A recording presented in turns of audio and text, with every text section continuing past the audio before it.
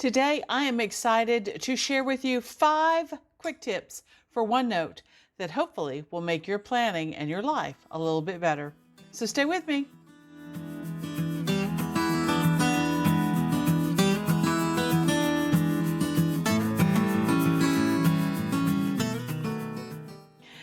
Well, hi everyone. This is Crystal from A Crystal Clear Life, where we focus on planning, organizing, and living a more simplified life. And today I have 5 awesome tips that I want to share with you. You know, I'm always amazed when I look at the comments from my videos and people point out to me the little things that they learn from my videos. And often those things are small, quick tips that I kind of take for granted and I think that everybody knows, but in many cases, that's not the case. So today, what I want to do is I have 5 things that I want to share with you. 4 of them are for the general population of people who use OneNote. And one tip is special if you are a teacher who is using OneNote amongst your team or your classes or whatever. So stay with me to the end for that 5th one for the teachers. Okay? All right. Well, if that sounds interesting to you, please go ahead and give this video a like. Hit that share button to share it with someone else who might find it interesting. Subscribe if you have not done so already. And with all that out of the way, let's go ahead and get started. Well, as you can see here on my screen, October is here and I love it. I love, love, love October. It's one of my favorite months. And I just finished setting up this beautiful dashboard page for the month of October. These stickers are from DCP Digitals. I'll leave a link down below if you're interested in them. This is Cozy Cat. And it's this, cute cream colored cat. And this one happens to be very Halloween or fall themed. Here you see Cozy Cat's reading. Up here, she's carrying a black pumpkin. Here she's on a road trip. She's got game time planned. So there's all kinds of fun stickers out there. And that's one of the things that I wanted to talk to you about. So let's get started with that one. That is my first tip of the day. Tip number 1. Did you know that OneNote comes with some built-in stickers? Let me show you where they are. I'm going to go over here and click in this open working space on my page, and I'm going to go up to the insert menu. And when the insert menu comes up, I'm going to go all the way down here to the end, and under more, or those 3 little dots, there is a section that's called stickers. When you click on that, it loads all of the stickers that are available to you. And let's see, we start off with the Fruit Crew. And so there are some of those cute stickers there. Then we have Monster Friends, which might be appropriate for the month of October. We also then have Cell. I'm not sure exactly what these particular ones are, but they look like they are stickers from around the world. This one happens to be my favorite one. It's Cats in Suits. And you see there's a cute little cat there wearing a suit, and he does all kinds of things. This one is monkeying around, and he's a very cute sticker as well. Then we have an octocorn, which I think is an octopus and a unicorn combined. I'm not sure. And then we have Team Sasquatch. Okay, so those are kind of funny. Let me go back to the cat ones because they're my favorites. When you hover over them, you see, like for example, here's a cat with a hairball. If you click on that, you see that's going to put that sticker right wherever you left your cursor, okay? Now remember, when the sticker comes up here on the side, it's in a little container. If I want to move it out of that container, all I have to do is click and hold and drag it down, and then it is no longer in that, you don't see that dark gray container at the top. It's now just a small sticker that you can resize by grabbing the corner, click and hold, and move it back or forth to get it the size that you want. And then you could put him on your page if you want. Let's say this cute little cat is wanting to give a gift to Cozy Cat who's reading, but he gets choked up and has a hairball, and it doesn't work out so well for Cozy Cat. Anyway, but these stickers, as you can see, are transparent. That means that they will fit over top of your words and you can still see, the words around them like that. So if I want to just kind of tuck him in this little corner here, I could do that like that. Okay? All right, so that's what I wanted to share with you first was the stickers. Okay? Let's close our sticker window. So that's a great way that if you want to play around with stickers and see if you like stickers in your notebook or your planner, it's a great way that you don't have to spend any money because they're built right in and you can use them and try them out and see what you think. Okay? All right. So if you didn't know about stickers, hopefully you learned something there. All right. Tip number 2, this is an exciting one. This is what I've been waiting for. They fixed the search bar. Yes! All right, so if you have been watching me for a while, you know that I use the search feature in OneNote a lot to find things in other notebooks and that sort of thing. In the past couple of months, they moved the search bar down here, and it actually was a big, long bar that went all the way across here as a big search window. They have now fixed it so it is dropped down to just this little tiny icon here, okay? And if I click on that, I can still search.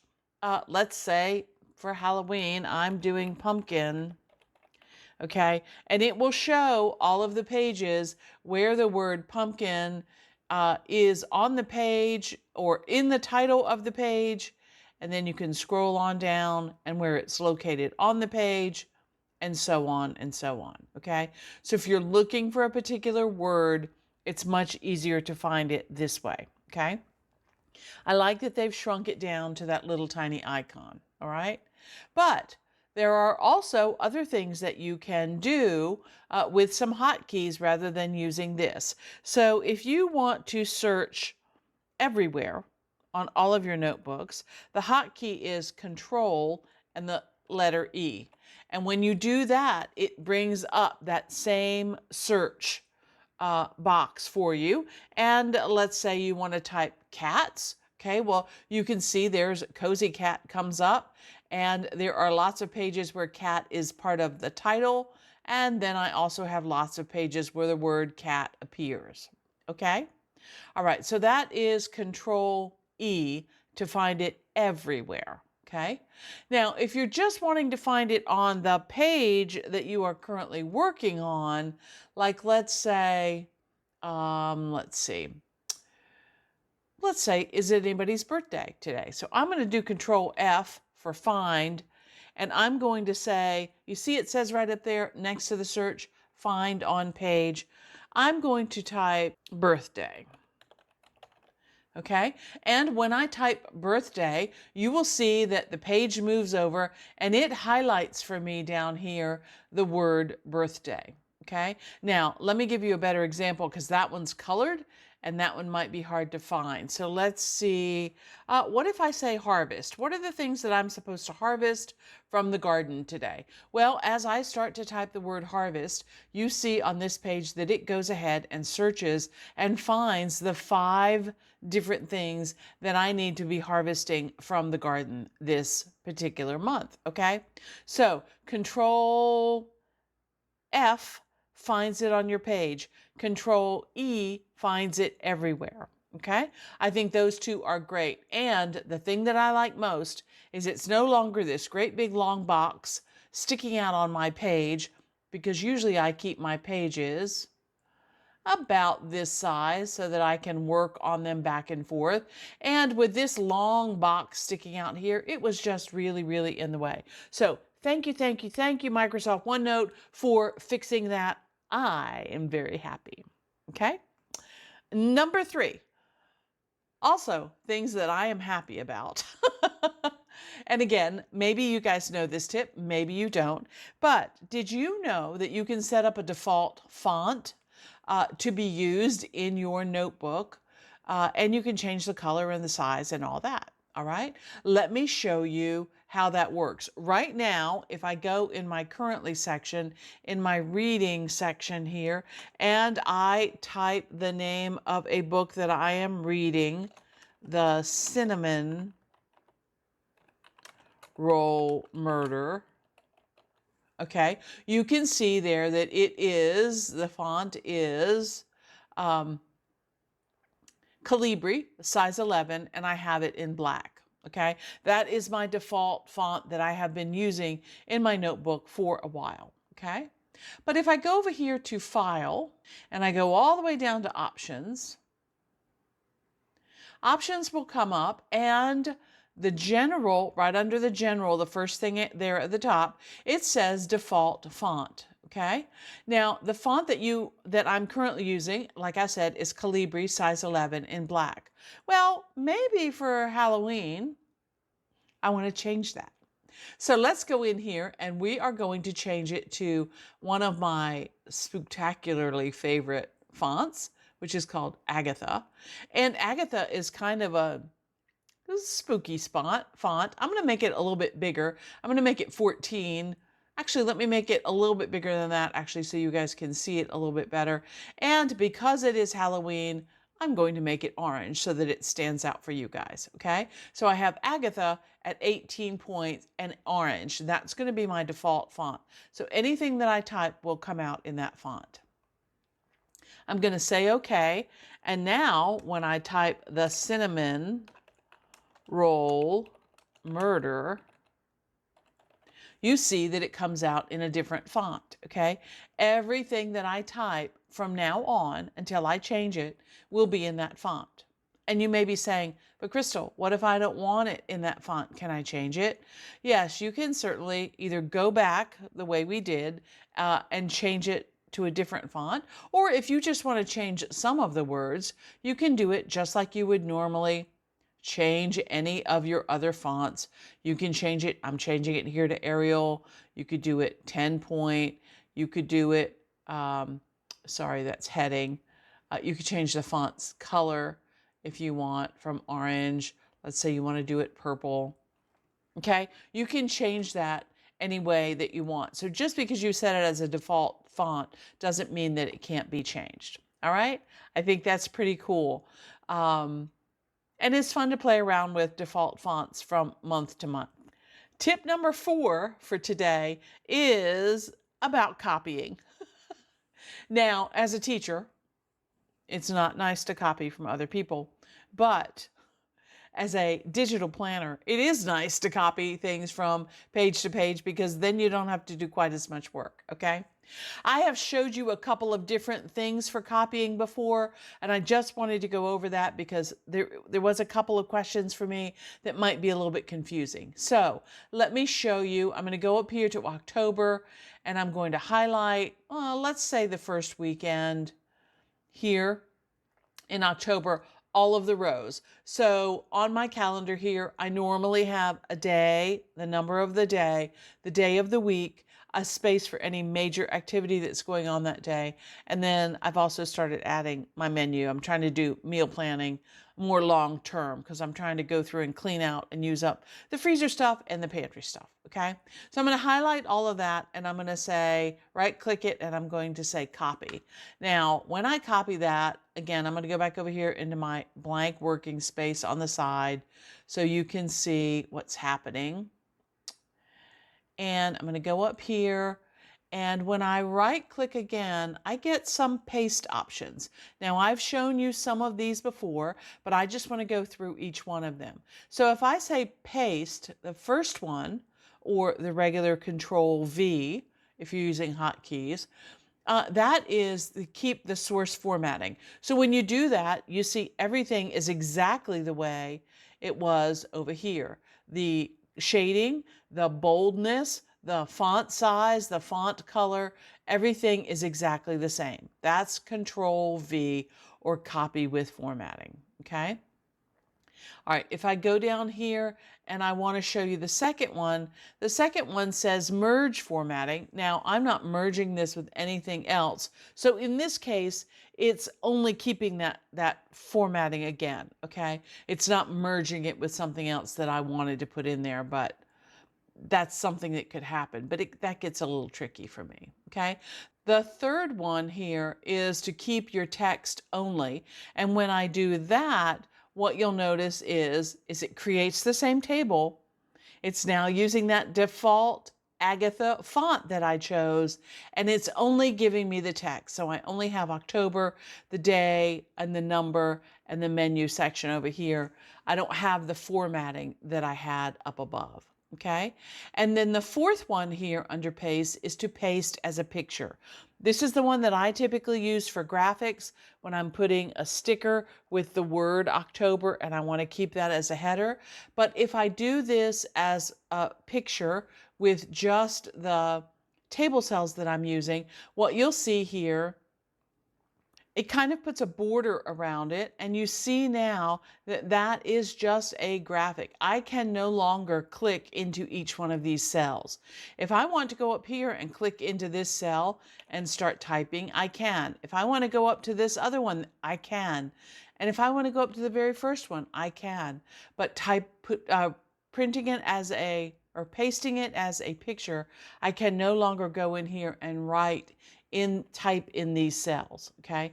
If I wanted to type in these cells, I couldn't do it with typing, but I could do it with drawing. So I could go up here to my draw menu, I could choose a pen, and I could choose the size of the pen and the color, and then I could come over here and I could write on top of it like that. But again, now it's just kind of floating over that particular table. I think that that particular way of pasting really is best for, like I said before, when I'm doing a graphic and then I'm putting the words or something like that with it, and I want to save that as one particular thing, okay? Actually, let me show you that. All right, let's go back up here and get my select tool. And if I take this little guy, my little hairball cat, and then I want to, let's type some words. What meeting with the boss, okay? And let's say I'm going to put that over here, kind of like that. I want to make that font bigger.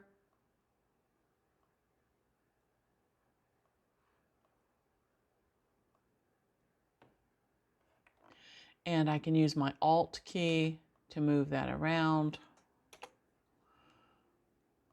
And let's put it right close to him. So meeting with the boss, and that's how I feel about it. I feel like I'm going to be sick. I'm going to have a hairball, okay? Right now, this graphic, you can see it here, is one thing, and this text box is another. If I want those two things to be together as one graphic, what I can do is I can go to my draw menu, I can use my lasso tool, I can circle both of them, and you see how they're both highlighted now. I can then click and say copy, and then go down beneath that, and I can say paste as a picture. Okay, now I have one picture that says meeting with the boss with my little cat that's throwing up his little hairball there. And that is now a graphic that I can use wherever. I can copy it and take it to another page. Maybe I have a weekly meeting with the boss and I want to put this up there as kind of an icebreaker, joke kind of thing. That's fine. That's fine. But I can, I can do anything that I want with this particular little sticker that I have just made here. Okay. All right, so that was tip number 4, all of the parts of the copy feature.